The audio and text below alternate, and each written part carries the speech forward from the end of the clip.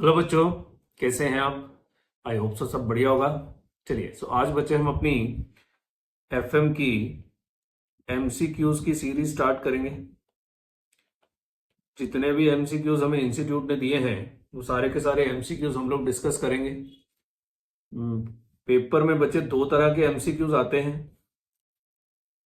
एक तो आते हैं केस बेस्ड एमसीक्यूज और दूसरे आते हैं, ऐसे में भी देखा है वैसे तुमने तो, और दूसरे आते हैं कौन से? Individual MCQs. अब देखो 15 नंबर के एमसीक्यूज आने हैं, है ना, 15 मार्क्स के एमसीक्यूज आने हैं। तो आप मान के चलिए कि एक 10 मार्क्स का एक केस आएगा और 5 मार्क्स के आपको इंडिविजुअल एमसीक्यूज आएंगे। जो हमने रिसेंट एग्जाम में देखा है 2+2+1 आते हैं। एक 2 नंबर का एमसीक्यू, एक 2 नंबर का एमसीक्यू और एक 1 नंबर का एमसीक्यू। सो हमें दोनों तरह के एमसीक्यूज करने हैं, इंडिविजुअल एमसीक्यूज भी करने हैं, प्लस हमें केस वाले भी करने हैं। और वैसे भी बच्चे एमसीक्यू तो एमसीक्यू है, चाहे इंडिविजुअल हो चाहे केस वाले हों। सो आज हम इंडिविजुअल स्टार्ट करेंगे, केस वाले एमसीक्यूज हम लास्ट में करेंगे। जब हम सारे इंडिविजुअल कर लेंगे तो केस वाले एमसीक्यूज हम लोग लास्ट में करेंगे, ठीक है। सो आइए सबसे पहले आज हम स्टार्ट करते हैं कॉस्ट ऑफ कैपिटल। क्लास में भी एफएम में हम पहला चैप्टर कॉस्ट ऑफ कैपिटल ही करते हैं। सो एक्चुअली में एमसीक्यूज में मुझे कुछ नया पढ़ाना है? The answer is no. इतने सारे प्रैक्टिकल क्वेश्चंस आपको क्लास में करा दिए, दैट्स इनफ। एमसीक्यूज अपने आप ही हो जाते हैं। बट स्टिल एक मन में होता है ना कि हाँ जी पेपर में एमसीक्यूज आने हैं, सर अलग से कराओ एमसीक्यूज, है ना। और थोड़ा सा फ्लेवर मिल जाता है, पेपर में जाते टाइम टेंशन नहीं होती, हाँ अपने एमसीक्यूज करने हमें आते हैं। और वैसे भी क्लासेस में ज्यादातर हम लोग प्रैक्टिकल एस्पेक्ट्स डिस्कस करते हैं। एमसीक्यूज तो थ्योरी बेस्ड भी आ सकते हैं, कॉन्सेप्चुअल बेस आ सकता है। रादर मैं तो कहता हूं कॉन्सेप्चुअल बेस ही आना चाहिए, तभी तो हमारा इतना इन डेप्थ पढ़ाई करने का फायदा है। सो अगर एमसीक्यू कॉन्सेप्चुअल बेस्ड आता है तो उसका तो मजा ही अलग है, ठीक है ना। सो आइए हम स्टार्ट करते हैं। ये सारे इंस्टीट्यूट के दिए हुए एमसीक्यूज हैं। मैंने अपनी तरफ से इसमें कुछ नहीं डाला क्योंकि इंडिविजुअल एमसीक्यूज वैसे भी कम आते हैं पेपर में, तो इंस्टीट्यूट के ही हम करेंगे। प्लस केस बेस्ड एमसीक्यूज भी हम सारे इंस्टीट्यूट के ही करेंगे, ठीक है। सो आइए जी स्टार्ट करते हैं कॉस्ट ऑफ कैपिटल। सो पहला पढ़िए। सो हम कॉन्सेप्ट को साथ साथ समझते जाएंगे। जिस कॉन्सेप्ट पे ये सवाल होगा वो कॉन्सेप्ट भी ज्यादातर बार बार रिवाइज होता चला जाएगा। हालांकि रिवीजन क्लास में हम लोग रिवाइज कर चुके हैं, पर एक बार फिर रिवाइज हो जाएगा, ठीक है। आइए जी। So cost of capital is lowest in case of debt because of, वो कह रहे हैं केडी सबसे लोअर होता है, इसका कारण बताइए। आई like these types of MCQs because practical questions तो 35 नंबर के करने ही है। तो अगर ये लोग कॉन्सेप्ट टेस्ट करें एमसीक्यूज में तो थोड़ा मजा भी आएगा। वो कह रहा है बताओ केडी कम क्यों होता है? तो क्लास में हम लोगों ने अच्छे से सीखा है, पर पेपर में हमेशा पहले चारों ऑप्शंस पढ़ने हैं, फिर दिमाग लगाना है। मन में पहले आंसर नहीं सोच लेना बच्चे, ये एमसीक्यू है, नीचे चारों में से एक आंसर देना है आपको, आपका मन का आंसर नहीं चलेगा। तो पहले हमेशा चारों ऑप्शंस पढ़िए और फिर देखिए इसका आंसर क्या है। वगैरह केडी कम क्यों होता है? पहला वगैरह टैक्स डिडक्टेबिलिटी है, लोअर स्टेटेड रेट है, टाइम वैल्यू ऑफ मनी है, कि ऑल ऑफ दी अबव है।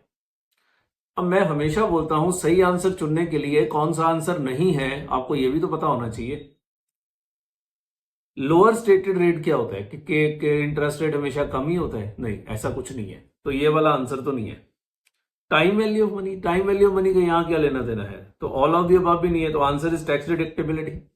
और कारण हम इसका जानते हैं कि इंटरेस्ट, मैं छोटे छोटे कारण भी लिखवा दूंगा। Interest is always tax deductible, जिसके कारण हमारा केडी सबसे कम हो जाता है। सो जहां पे जरूरत होगी मैं आपको लॉजिक लिखवा दूंगा, बिकॉज इंस्टीट्यूट आपको लॉजिक नहीं देगा। सर आपने आंसर दिए हैं, हाँ नीचे दिए हुए हैं आंसर, बाद में आप मैच करा लेना, मैं आंसर नहीं देखूंगा, वो आप खुद देख लीजिएगा आंसर, ठीक है। सो जहां जरूरत होगी हम एक एक लाइन में आपको लॉजिक लिखवा देंगे, आपको भी फील गुड आएगा। Next, a companies equity share is currently selling for 50 पर शेयर, तो आपको P0 दिया हुआ है। करंट ईयर डिविडेंड आर 2 पर शेयर, D0 दिया हुआ है। And earnings of the company is expected to increase by 5%, तो G दिया हुआ है।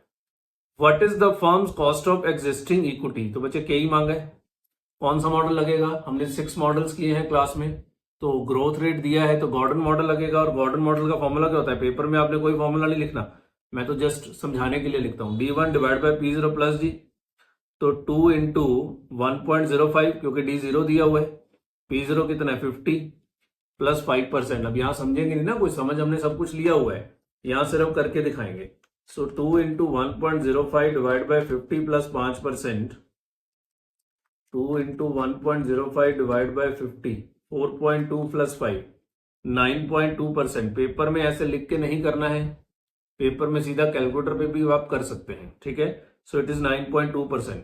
प्रैक्टिकल क्वेश्चन है तो चारों ऑप्शन देखने की जरूरत नहीं है, आप अपना आंसर करिए, अगर प्रैक्टिकल क्वेश्चन है तो फिर आपको चारों ऑप्शंस देखने की जरूरत नहीं है, आप अपना आंसर निकालिए और कर दीजिए, बट अगर कॉन्सेप्चुअल या थ्योरेटिकल क्वेश्चन है तो फिर आपको चारों ऑप्शंस को रेफर करना है। Next, equity financing may be considered better than debt financing because of the fact that, वो कह रहा है बताओ इक्विटी फाइनेंसिंग डेट फाइनेंसिंग से क्यों बढ़िया है, why equity financing is better than debt financing. अब यहां तो हमें ऑप्शंस पढ़ने ही पड़ेंगे, पढ़िए जी, issuance cost of equity is lesser than the debt, बच्चे ऐसा तो कोई कारण नहीं होता कि इक्विटी को इशू करने की कॉस्ट कम होती है, नहीं, ज्यादा भी हो सकती है, ऐसा तो कोई रूल नहीं है। It is more attractive for investors because of potential higher return, नहीं, वो तो इन्वेस्टर के लिए बढ़िया हुआ ना, फाइनेंस लेने वाले के लिए थोड़ा बढ़िया, ये भी कोई कारण नहीं है, ये भी कारण नहीं है, ये भी कारण नहीं है। Dividend is tax deductible, dividend is tax deductible, no, dividend तो टैक्स डिडक्टेबल होता ही नहीं है।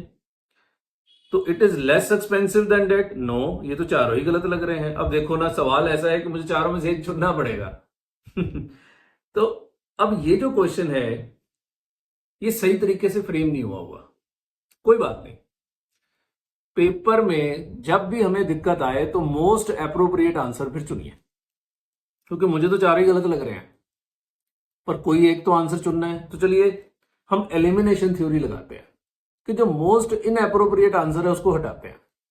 तो लास्ट वाला तो बच्चे मोस्ट इनअप्रोप्रिएट आंसर है, it is less expensive than debt, अभी ऊपर पढ़ के जाए हैं कि डेट सस्ता होता है इक्विटी से बिकॉज ऑफ टैक्स डिडक्टेबल, तो ये आंसर तो नहीं है। डिविडेंड इज टैक्स डिडक्टेबल, ये भी आंसर नहीं है, डिविडेंड पे टैक्स बेनिफिट मिलता ही नहीं है। Issuance cost of equity is lesser then cost, ऐसा भी कुछ नहीं है, तो इसका आंसर रह जाए कि हमें ये वाला करना पड़ेगा। हालांकि मैं तो ये भी आंसर मानने को तैयार नहीं हूं, पर कोई एक आंसर तो आपको करना है। It is more attractive for investor because of potential for higher return. देखो सवाल क्या पूछा था, इक्विटी फाइनेंसिंग में be considered better than debt financing, सवाल पूछा है फाइनेंस करने के पॉइंट ऑफ व्यू से और आंसर दिया इन्वेस्टर के पॉइंट ऑफ व्यू से, तो इंस्टीट्यूट ने यही आंसर दिया है। एक्चुअली चारों में से कोई भी आंसर नहीं बनता है, पर अब एक तो करना है। सेकंड वाला सच्चाई है कि बीइंग ए इन्वेस्टर अगर मुझे हायर रिटर्न चाहिए तो मैं इक्विटी शेयर्स में इन्वेस्ट करूंगा ना, डेट तो फिक्स्ड इनकम है, डेट से तो मुझे फिक्स रेट ऑफ रिटर्न मिलेगा, इक्विटी से तो मुझे एक साल में 50% गेन भी मिल सकते हैं, डेट से तो वही 7-8% ब्याज ही मिलना है। तो सेकंड वाला आंसर सच है, चाहे मोस्ट इनअप्रोप्रिएट है, पर मुझे ये आंसर करना ही पड़ेगा। मैंने जानबूझ के पहले इस पे कांटा लगाया था, मुझे पता था इन्होंने यही आंसर किया हुआ है, क्योंकि जहां पे इन डाउट है हम इंस्टीट्यूट का आंसर करेंगे, बिकॉज बच्चे ये सिमिलर क्वेश्चन भी आ जाते हैं पेपर में। अभी एडवांस अकाउंट्स का पेपर हुआ था, उसमें सिमिलर बुक से क्वेश्चन आ गया था, तो ये सिमिलर क्वेश्चन भी आ जाते हैं पेपर में, इसलिए जहां पे हमें डाउट होगा हमारे हाथ पहले से खड़े हैं, इंस्टीट्यूट भगवान है, हम उसकी बात मान के आगे बढ़ जाएंगे। ये गलत नहीं है, ये स्टेटमेंट सही है, क्वेश्चन के संदर्भ में सही नहीं है, पर कुछ कर नहीं सकते, इसलिए बी आंसर ठीक है। नेक्स्ट देखिए, cost of capital refers to, वो कह रहा है जी कॉस्ट ऑफ कैपिटल क्या होता है, flotation cost, no, dividend, no, minimum required rate of return, yes.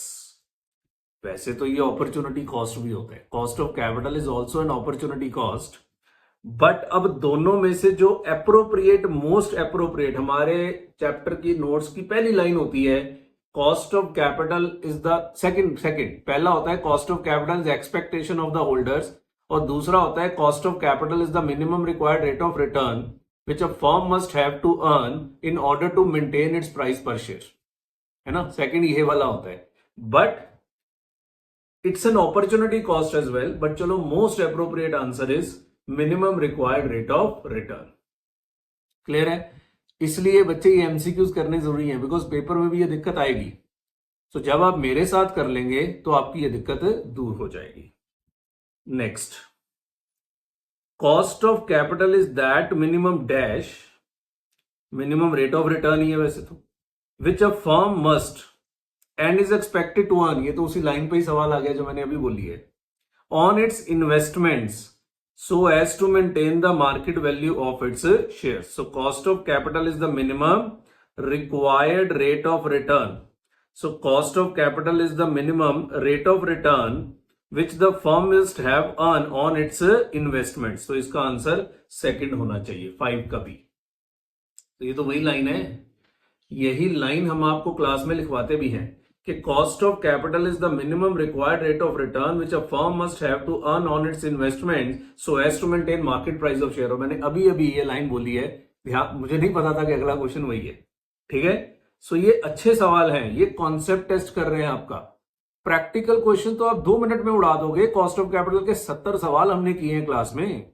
So practical में आपको कोई दिक्कत नहीं आनी, पर यहां आपको दिक्कत आ सकती है। Next, with retention ratio of 60% B and ROE of 15%, 15.5, the growth rate will be, तो growth का फॉर्मूला क्या होता है? B into ROE है ना, तो 15.5 into 0.6, तो ग्रोथ रेट आएगा 9.3%। अब इस तरह के एमसीक्यूज आपको तंग थोड़ा करेंगे क्योंकि इस पे तो 70 सवाल ऑलरेडी किए हुए हैं। आगे बढ़ते हैं। Cost of capital is highest in case of, बच्चे इक्विटी का कॉस्ट ऑफ कैपिटल सबसे ज्यादा होता है, बिकॉज इक्विटी को रेजिडुअल इंटरेस्ट मिलता है ना, फिक्स तो मिलता नहीं कुछ। और हमने भी क्लासेस में पढ़ा हुआ है केडी, हर जगह अजम्पशन भी होती थी कैपिटल स्ट्रक्चर में, KD is always less than केई, और हमने केआरई को भी हमेशा केई से नीचे देखा है या केआरई को केई के बराबर देखा है। केपी भी कम ही होगा क्योंकि वहां फिक्स रेट है, जहां फिक्स रेट नहीं होता, हमने क्लास में बड़े अच्छे से पढ़ा है, वहां रेट हमेशा ज्यादा होता है। सो सबसे पहले हाईएस्ट कॉस्ट ऑफ कैपिटल किसका होगा? इक्विटी का ही होगा। क्लियर है? Next, a company recently issued 9% preferred shares, preference shares. The preferred share sold for 40 a share with a par of ₹20, face value 20 है पर मार्केट प्राइस 40 है। The cost of issuing stock was ₹5। What is the company cost of preferred shares? तो life तो दी नहीं है, तो irredeemable है, और इररिडीमेबल का केपी कैसे निकालते हैं? 9% ऑफ 20 आपका डिविडेंड हो गया, 20 का 9% हो गया 1.8, तो preference dividend divided by market price minus flotation cost into 100। Net proceeds लेने तो market price minus flotation cost, तो 18 डिवाइड बाय 35, 1.8 डिवाइड बाय 35, 5.14%, तो थर्ड होगा 5.1%, तो 5.14 आ रहा है, तो ये 5.1 मिलता जुलता आंसर आपको दिख जाएगा। प्रैक्टिकल क्वेश्चन तो हवा में उड़ा दोगे आप, मुझे पता है। Next, while issuing new equity shares the cost of issue is known as flotation cost. ये क्या है बताओ? मतलब ये कोई क्वेश्चन है?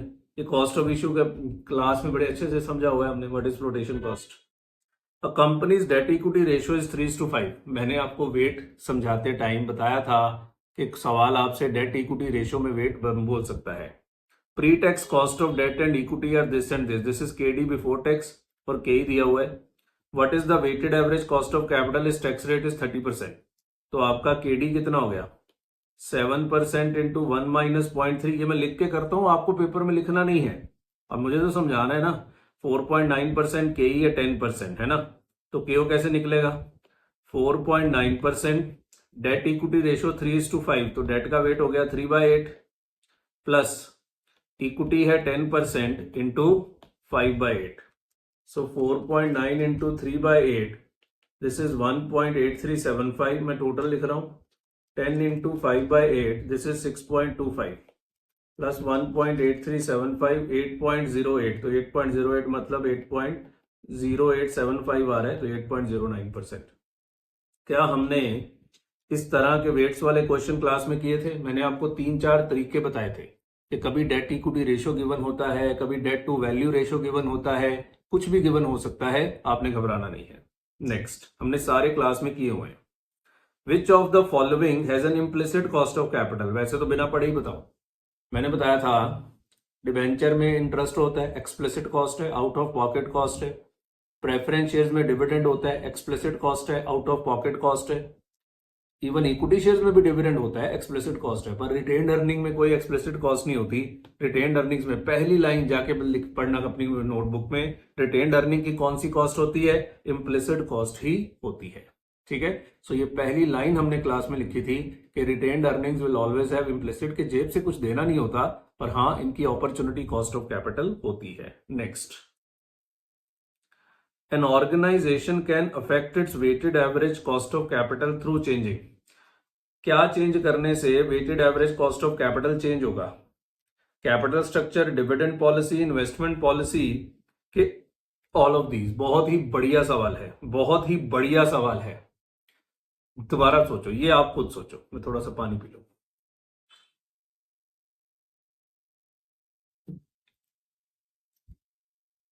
आई like this kind of questions कि क्या चेंज होने से weighted average cost of capital change होगा? Capital structure, dividend policy, investment policy के all of these.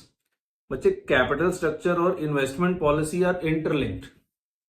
Investment policy क्या है कि आप कहां पैसा इन्वेस्ट करेंगे तो उसके लिए पैसा रेज करेंगे, तो पैसा रेज करने जाएंगे तो आपका वेट्स चेंज हो जाएंगे डेट और इक्विटी के, आपका केओ बदल जाएगा।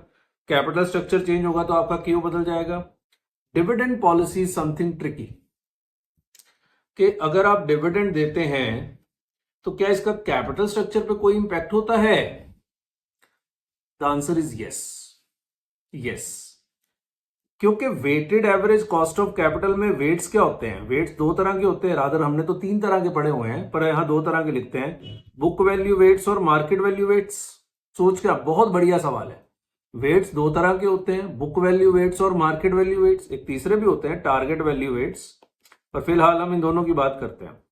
डिविडेंड देने से जानते हो आपकी बुक वैल्यू भी चेंज होगी। बुक वैल्यू चेंज होगी, हाँ बच्चे हाँ, आपके रिजर्व्स कम हो जाएंगे। और डिविडेंड देने से मार्केट वैल्यू भी चेंज होगी। क्यों? क्योंकि share price x dividend trade करेगा।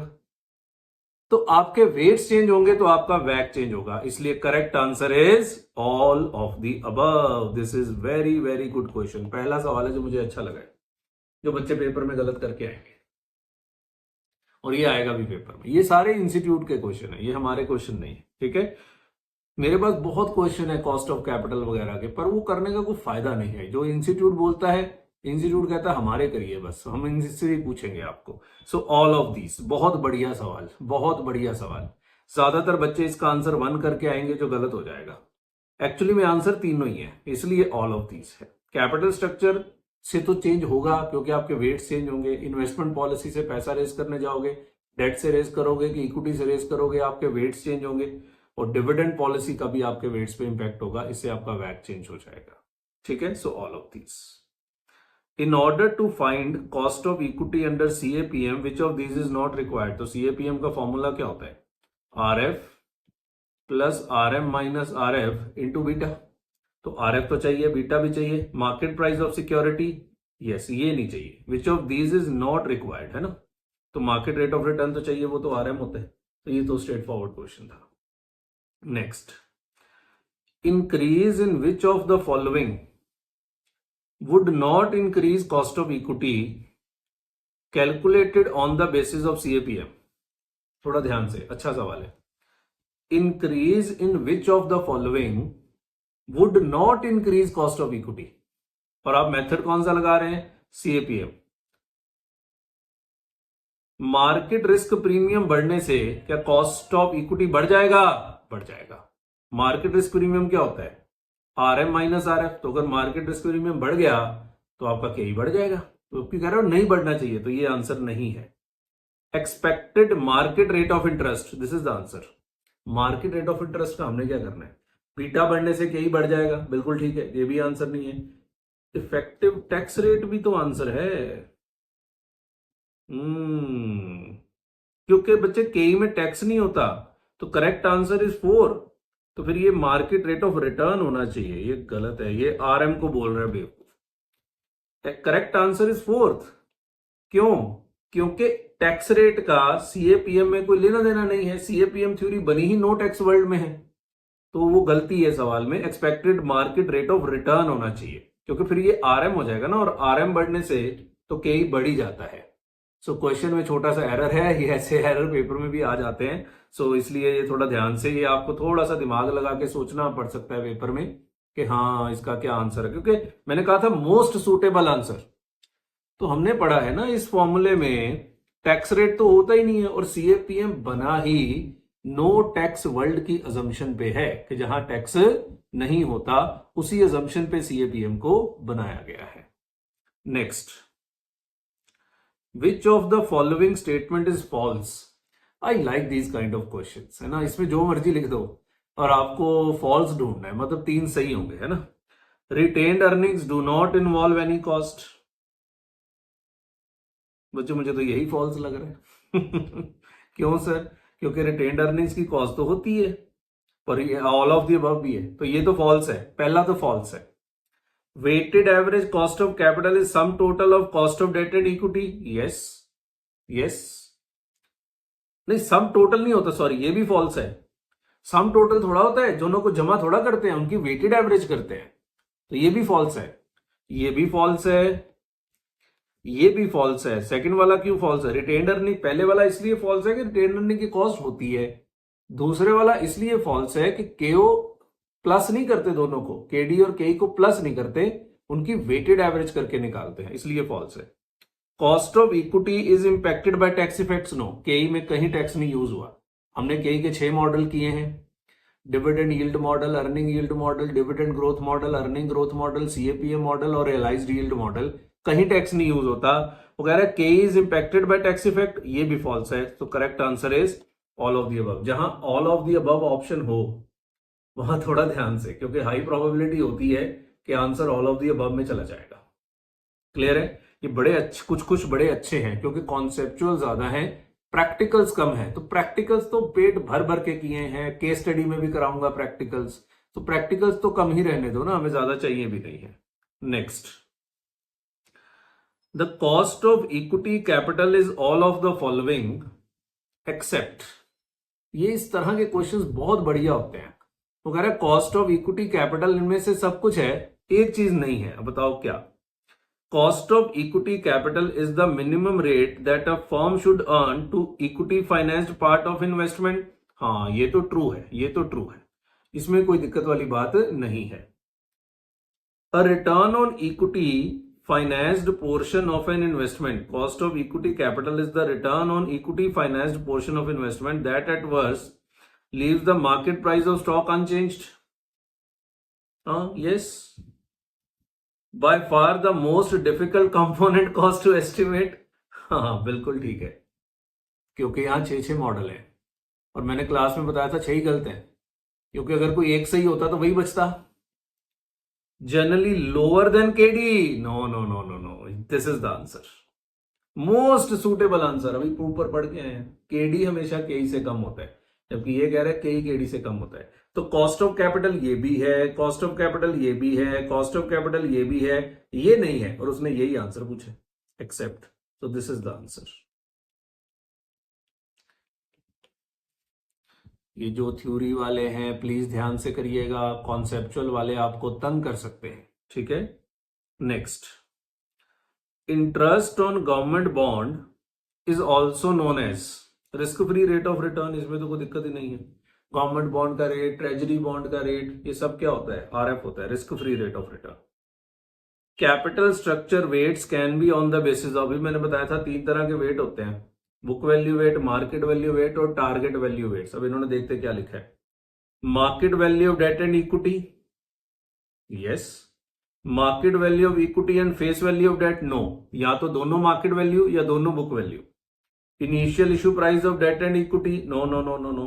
Book value of assets, no. First answer, market value of क्या? Date and equity.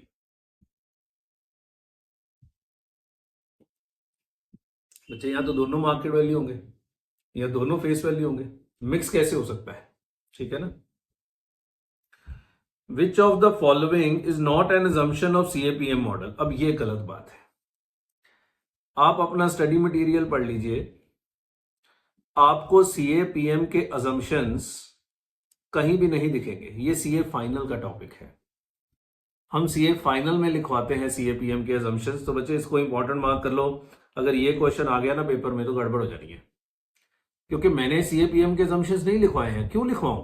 आपके स्टडी मटेरियल में है ही नहीं सीएपीएम के अजम्पशंस, पर यहां डाल दिए गए हैं और ये आपके स्टडी मटेरियल का क्वेश्चन है। ऊपर वाले कौन से थे? ऊपर वाले आपके जो ऑनलाइन इंस्टीट्यूट अपलोड किए ना, ये वो वाले थे जो आप ऑनलाइन जाके भी कर सकते हो। ऊपर वाले वो वाले, ये स्टडी मटेरियल का क्वेश्चन है। ये गलत बात है। हम पढ़ाते हैं strictly according to the study material, because institute कहता है कि बच्चे को स्टडी मटेरियल के अकॉर्डिंगली पढ़ाया जाए। और फिर ये सब देखो, पर चलो अब कर देते हैं आंसर। ये अजम्पशन होती है कैपिटल मार्केट्स आर एफिशिएंट। मुझसे ना पूछना इसका मीनिंग क्या होता है, सीए फाइनल में आना, वहां समझाएंगे। इन्वेस्टर्स लैंड और borrow at risk free rate of return, ये भी अजम्पशन होती है सीएपीएम की। Investors do not have the same expectation, no, ये आंसर है, क्योंकि उसने पूछा था नॉट एन अजम्पशन। सीएपीएम मानकर चलता है होमोजीनियस एक्सपेक्टेशंस, कि सबकी एक्सपेक्टेशन सेम है। यहां कह रहे हैं investors do not have same expectations, this is the answer. पर ये क्वेश्चन आपको याद करना पड़ेगा, बिकॉज ये मैंने नहीं कराया हुआ है क्लास में, और क्योंकि स्टडी मटेरियल का पार्ट नहीं है। अब एक एमसीक्यू के लिए मैं 10 अजम्पशन लिखवाऊं, 10 अजम्पशन है सीएपीएम के, तो आपको लर्न भी करने पड़ेंगे। तो ये आप याद कर लीजिएगा क्वेश्चन। नेक्स्ट, अब थोड़े प्रैक्टिकल आ गया। रिस्क फ्री रेट 5% है, मार्केट रिटर्न 10% है, केई 15% है, बीटा बता दो।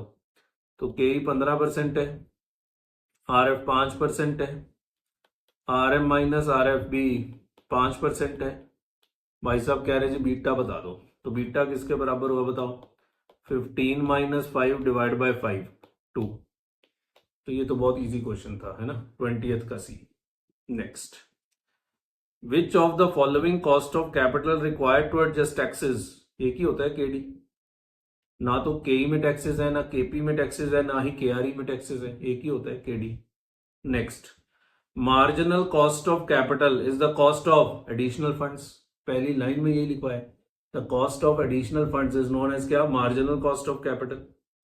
In order to calculate weighted average cost of capital, weights may be based on market value, target value, book value, any of the above, any of the above। मैंने कहा था 3 तरह के वेट होते हैं, बुक वैल्यू और market value use होते हैं एग्जिस्टिंग कैपिटल स्ट्रक्चर के केस में। कि आपका एग्जिस्टिंग कैपिटल स्ट्रक्चर है, आप उसका क्यों निकालना चाहते हैं। और टारगेट वैल्यू वेट्स होते हैं ज्यादातर मार्जिनल कॉस्ट ऑफ कैपिटल के केस में, कि आप नया पैसा रेज करने जा रहे हैं तो यहां से इतना, यहां से इतना, यहां से इतना, तो फिर आप वहां पे टारगेट वैल्यू वेट्स ही यूज करते हैं। ये तो इजी क्वेश्चन था, ठीक है, और ये भी साफ साफ आपकी कॉपी में लिखवाया हुआ है। Firms cost of capital is the average cost of all sources of finance, all borrowings, all share capital, all bonds and debentures. अब ये मुझे क्वेश्चन में थोड़ी सी गड़बड़ लग रही है, बिकॉज यहां लिखा है ऑल सोर्सेज ऑफ फाइनेंस। तो सोर्सेज ऑफ फाइनेंस बच्चे 2 तरह के होते हैं, नीचे वाले तो आंसर नहीं है ना, all borrowing, all share capital, all bonds and debenture, क्योंकि कॉस्ट ऑफ कैपिटल में बॉन्ड्स भी होते हैं, शेयर कैपिटल भी होता है, वो तीनों ऑप्शन में है नहीं। पहला ऑप्शन इन्होंने आंसर लिखा है, क्योंकि और कोई आंसर बनता नहीं है, पर ये गलत आंसर है, क्योंकि लॉन्ग सोर्सेज ऑफ फाइनेंस 2 तरह के होते हैं, लॉन्ग टर्म और शॉर्ट टर्म। शॉर्ट टर्म का कोई कॉस्ट ऑफ कैपिटल नहीं होता बच्चे। क्या हम क्रेडिटर का भी कॉस्ट ऑफ कैपिटल निकाला है कभी? नो। तो ऑल सोर्सेज ऑफ फाइनेंस की जगह वर्ड होना चाहिए all long term source of finance. पर जैसे आया है ये पेपर में ऐसे ही आ जाएगा, सो आपको इसको एज इट इज ही लिखना पड़ेगा, क्योंकि बाकी तीनों आंसर तो पक्का नहीं है। तो जो एक सही है वो कर दिया हमने, ठीक है। सो बाकी तीनों आंसर्स तो पक्का नहीं होते, पर एक तो पक्का होता ही है। नेक्स्ट, पहले ये कर ले। Cost of equity capital is all of the following. अरे ये क्वेश्चन तो ऊपर भी आया था। Minimum required rate the firm should earn on equity finance, हाँ यही तो है। ये क्वेश्चन दोबारा आ गया। Generally lower then before tax cost of capital by far, हाँ ये दोबारा आ गया, ये काट दीजिए, ये क्वेश्चन ऊपर भी था। डैश में भी defined as cost of rating additional rupee of capital, ये भी दोबारा ही है, पर ये चलो चेक कर देते हैं। एडिशनल मतलब मार्जिनल कॉस्ट ऑफ कैपिटल। अब 2 प्रैक्टिकल हैं। A company has a financial structure where equity is 70% of its total debt plus equity। तो टोटल डेट प्लस इक्विटी में इक्विटी 70 है, तो डेट कितना हो गया? 30। इसको बोलते हैं डेट टू वैल्यू रेशियो, पर ये इक्विटी टू वैल्यू रेशियो है। Its cost of equity is 10%, gross loan interest is 5%। Gross मतलब 1 माइनस टी नहीं किया उसने। Tax rate 30%। What is the company's weighted average cost of capital? ये तो बहुत ईजी है। तो केडी कितना हो गया? 5% इंटू 1 माइनस टैक्स रेट, तो ये हो गया 3.5%। के ई दिया हुआ है, के ई कितना है 10%। तो आइए के निकालते हैं। के ई है 10% और के ई का वेट है 0.7। के डी है 3.5% और के डी का वेट है 0.3। तो दिस इज 7% प्लस 3.5 इंटू 0.3 1.05, तो 8.05। प्रैक्टिकल के तो आंसर सीधे मैच हो जाते हैं ना, 8.05। जब केस स्टडीज कराऊंगा ना, देखना सबसे ज्यादा केस कॉस्ट ऑफ कैपिटल के हैं और बड़े बड़े केस है, बहुत बड़े बड़े केस है। Next, what is the overall weighted average cost of capital when the firm has 20 crore in long term debt, 4 crore in preferred stock and 16 crore in equity shares. तो टोटल कितना हो गया 16 4 20 और 20 40। तो डेट का वेट कितना हो गया 0.5, प्रेफरेंस शेयर का वेट कितना हो गया 0.1 और इक्विटी शेयर कैपिटल का वेट कितना हो गया 16 divide by 40% 0.4। The before tax debt KD and KE, तो केडी है 8% और 5% का टैक्स रेट है, तो 4% केडी 0.5 का वेट, केपी 9% 0.1 का वेट और ये 15% 0.4 का वेट। बच्चे प्रैक्टिकल क्वेश्चन लिख के सॉल्व करना बेटर है, दिक्कत नहीं आएगी। तो 9% इंटू 0.1 0.09 नहीं 0.9 सॉरी 0.9 प्लस 6 तो 8.9%। लो जी, ठीक है जी। सो ये सारे एमसीक्यूज के नीचे आंसर्स दिए हुए हैं, आप इसे मैच करा सकते हैं, पर अभी आपने क्या मैच कराना, मैंने कराई दिए सारे आपको। सो लो जी, सो ये इंस्टीट्यूट कहता था ये एमसीक्यूज भी इन बच्चों को करा दीजिए। तो ये पहले चैप्टर के एमसीक्यूज हो गए, that is cost of capital. इसी तरह हम धीरे धीरे सारे चैप्टर्स के करते जाएंगे। चलिए नेक्स्ट क्लास में मिलेंगे, बहुत बहुत धन्यवाद।